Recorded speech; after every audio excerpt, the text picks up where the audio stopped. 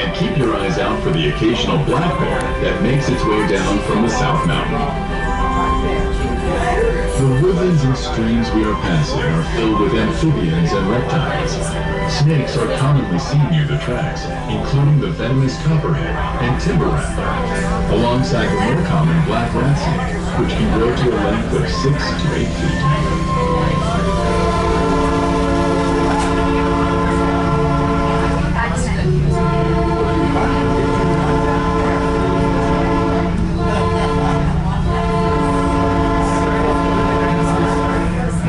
Now the bears are easy enough to keep off the train. Snakes, on the other hand,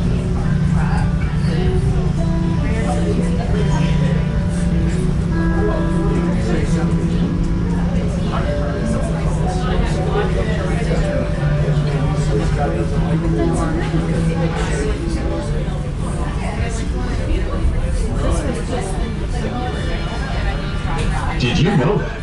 Hall of Fame pitcher Eddie Plank was born and raised near Gettysburg. After pitching for Gettysburg College, the Philadelphia Athletics recruited Plank in 1901, and he played in the major leagues until 1917. Eddie became one of the most dominant left-handed pitchers of all time, with 326 wins and 2,246 strikeouts. A member of 3 World Championship teams, he was considered the most valuable player of the 1913 World Series. After retiring, Plank returned to Gettysburg, where he died in 1926. He was inducted into the National Baseball Hall of Fame 20 years later. For Westminster.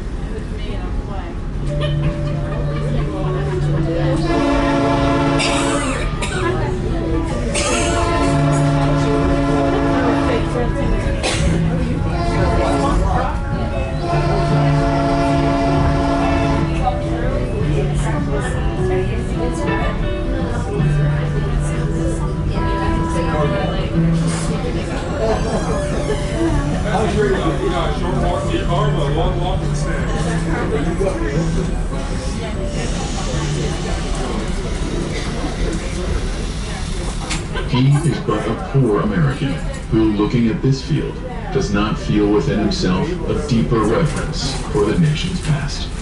Theodore Roosevelt.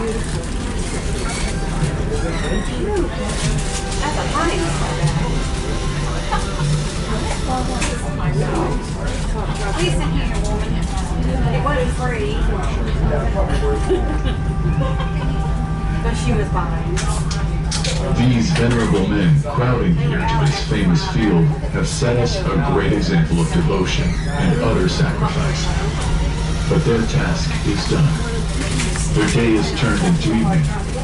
They look to us to perfect what they established. Woodrow Wilson.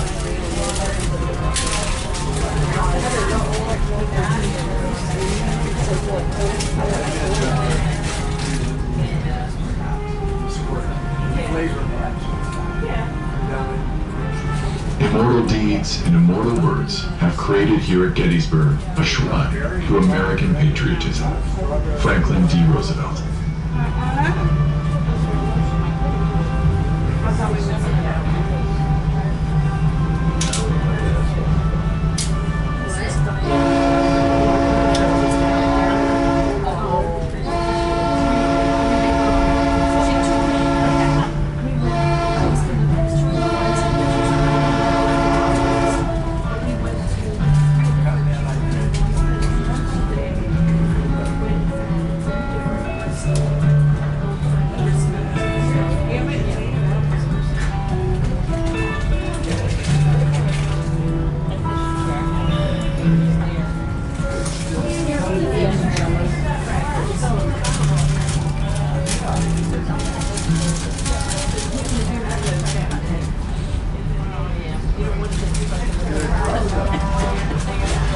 Gettysburg has attracted visitors ever since the Great Battle took place here.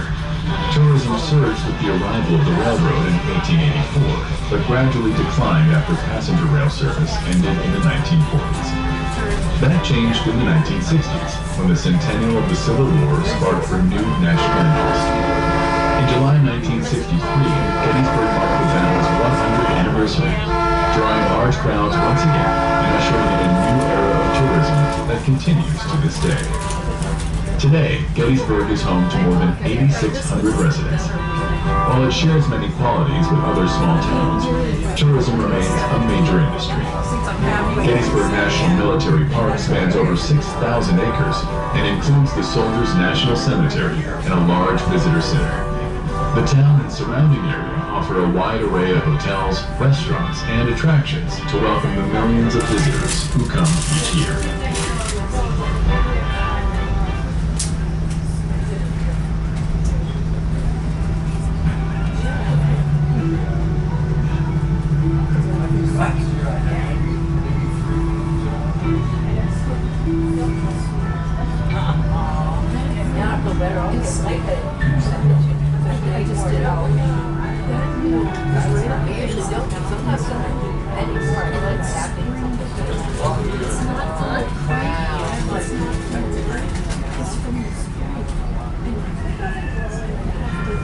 Join us this coming year as we commemorate the 250th anniversary of our nation's founding during the semi-quincentennial of the American Revolution.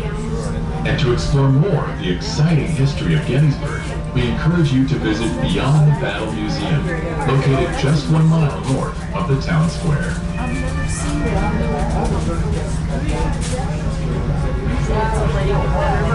We hope you enjoyed learning about the history of our rail cars and the early days of Gettysburg and the surrounding areas. Now, sit back, relax, and enjoy the ride as we head back to the station.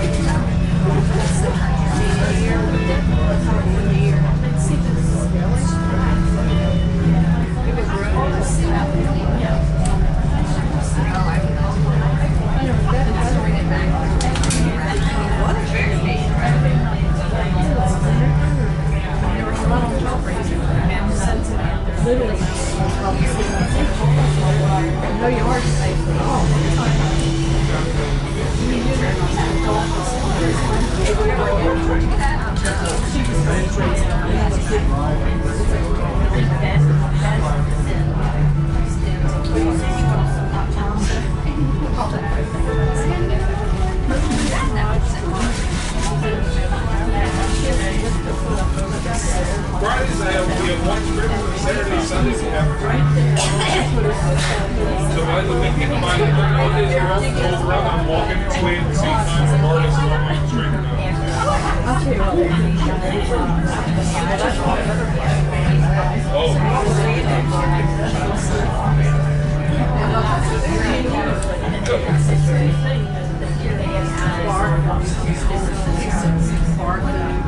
It was a real that's the other side.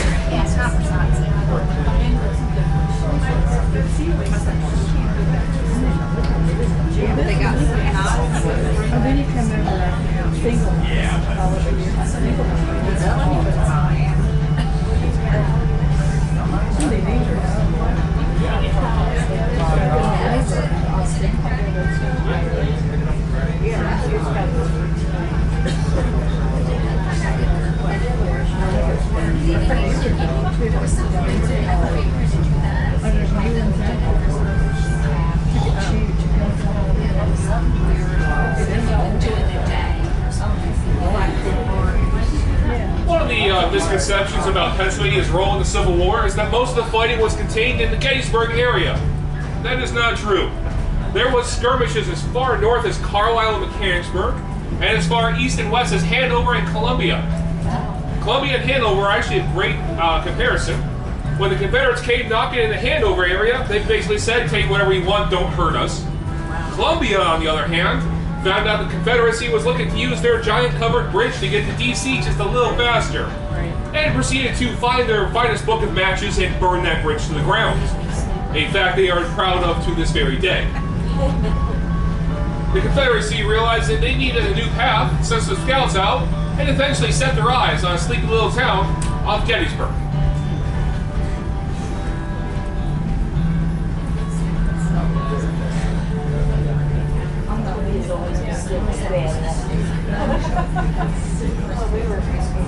Oh, there is a here too. Oh, you're talking about down in the valley? Yeah. We saw them down in the valley. We're looking past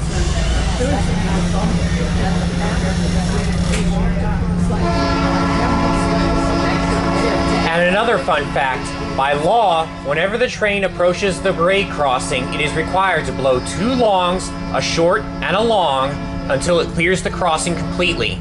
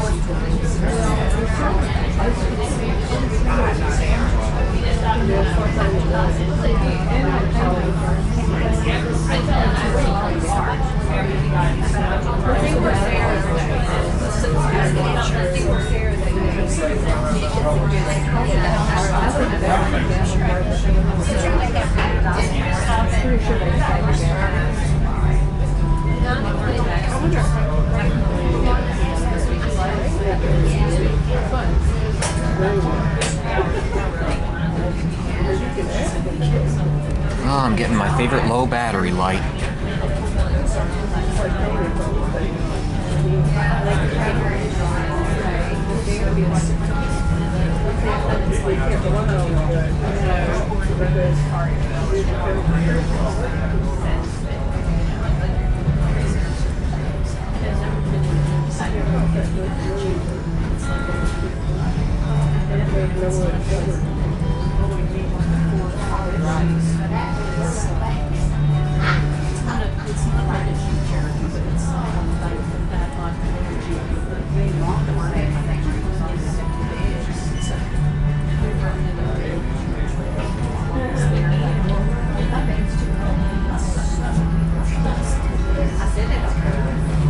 But it was, it's just, I was so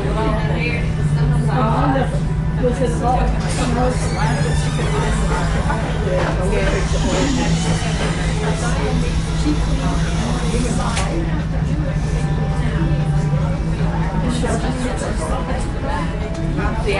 Now, once we get back to the battlefield, we'll be in an area of the first day battlefield known as the Oak Ridge. On the first day of fighting, Confederacy was pouring in from South Mountain. We are going to be crossing over Munnsburg Road. It will intersect with what is modern-day Doubleday Avenue. That did not exist in the Civil War, and neither did the observation tower. However, around 2 to 4 o'clock, the Union Army realized they were being very badly overwhelmed, and they needed to get out of there. They needed a sacrifice, more or less. So they turned to a gentleman by the name of Tilden. Tilden was in charge of a regiment known as the 16th Maine. They told him, you are to take that point where the observation tower is today. You are to take that point and hold it at any cost. Well, of course, the 16th Maine realized that meant this is where they stand and this is where they will indeed fall. So while the 1st and 2nd Corps of the Union Army retreated through the town of Gettysburg, the 16th Maine, about 280 men, held off hundreds, if not 1,000 Confederates pouring in from the South Mountain. They were determined to be interrupted by a diesel.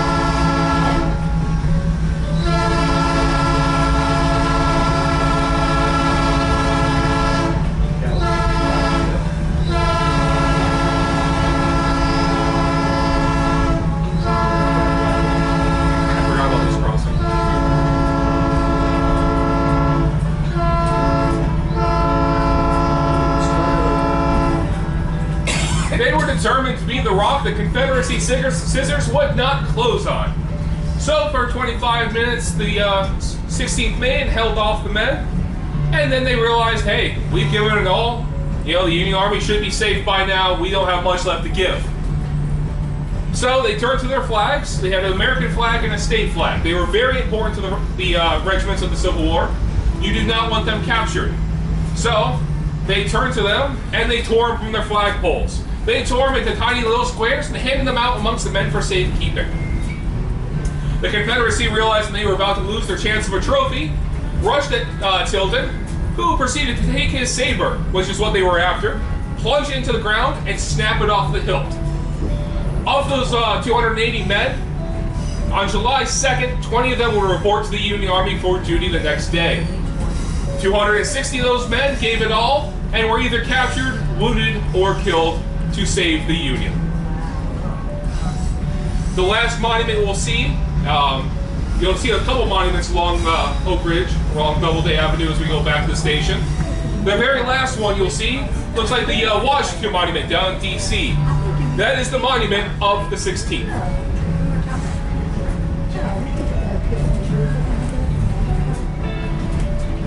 Like their patio out there. Is it intact? No, it's here. Cool. Yeah. It may or may not turn the AC on.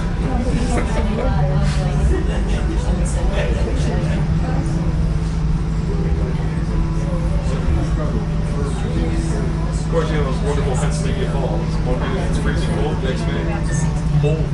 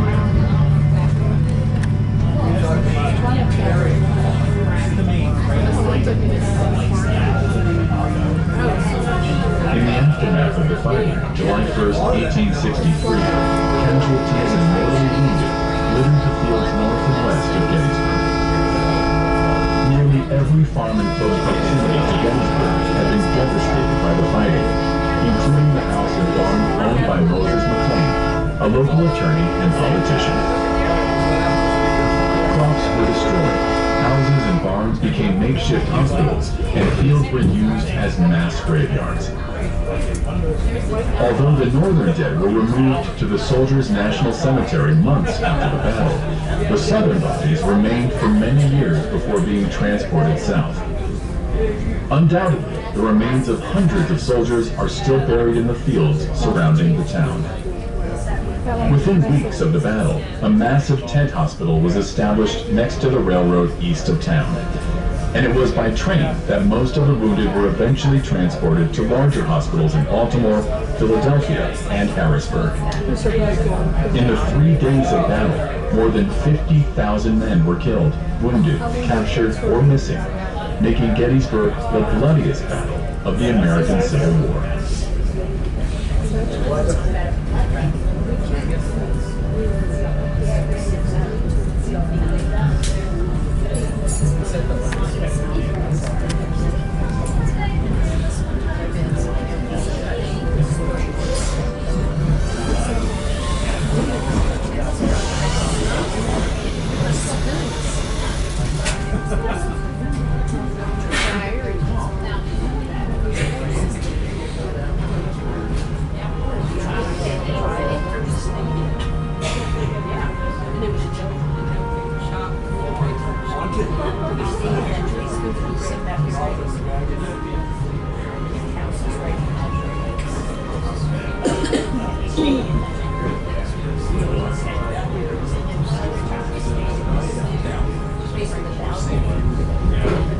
4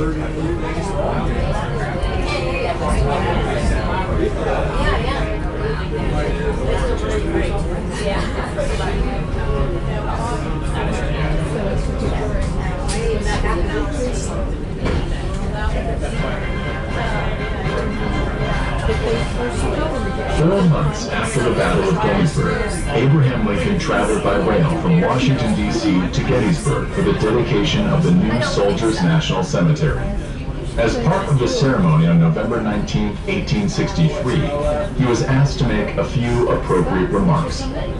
Using just 10 sentences and 272 words, he delivered one of the greatest speeches in American history. As we return to the Gettysburg station, take a moment to listen to Abraham Lincoln's message of hope for the future of our nation. 77 years ago, our fathers brought forth on this continent a new nation, conceived in liberty, dedicated to the proposition that all men are created equal. Now we are engaged in a great civil war, testing whether that nation or any nation so conceived and so dedicated can long endure. We are met on a great battlefield of that war. We've come to dedicate a portion of that field as a final resting place for those who here gave their lives that that nation might live. It is altogether fitting and proper that we should do this. But in a larger sense, we cannot dedicate, we cannot consecrate, we cannot hallow this ground. The brave men, living and dead, who struggled here, have consecrated it, far above our poor power to add or detract. The world will little note nor long remember what we say here, but it can never forget what they did here. It is for us, the living rather, to be dedicated here to the unfinished work which they who fought here have thus far so nobly advanced. It is rather for us to be here dedicated to the great task remaining before us, that from these honored dead we take increased devotion to that cause for which they gave the last full measure of devotion. That we here highly resolve that these dead shall not have died in vain, that this nation, under God, shall have a new birth of freedom, and that the government of the people, by the people, for the people, shall not perish from the earth.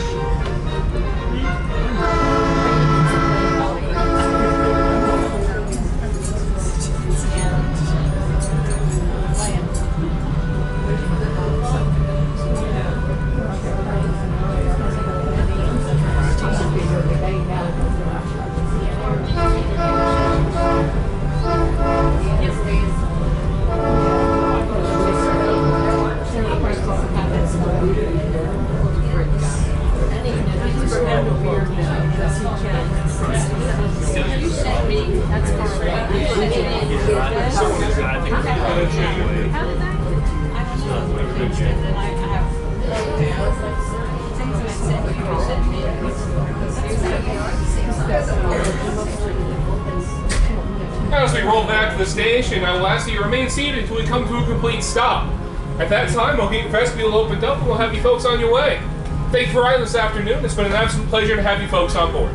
I have a question. I have an answer. They just made a movie in Gettysburg. What is that movie called? Is it Gettysburg 1863? I believe it is. Okay, and do you know anything about when it's going to be shown and where? No, I do not. Oh, okay. I'm sorry.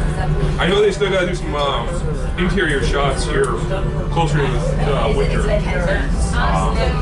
So I don't think they announced anything concrete yet. I think they're looking for late in the year 2026. So that's an actual movie in the They actually shut down Baltimore after the film there. Covered in dirt. yeah, that was funny. Yeah. See that?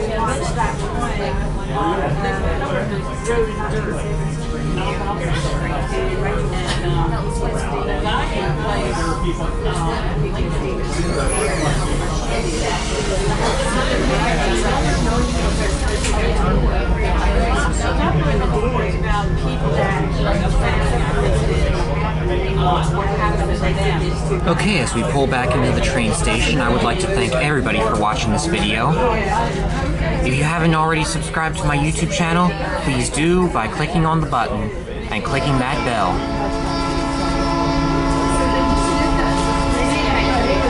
Thank you for watching this video, and I hope to see you all in the next one. Bye.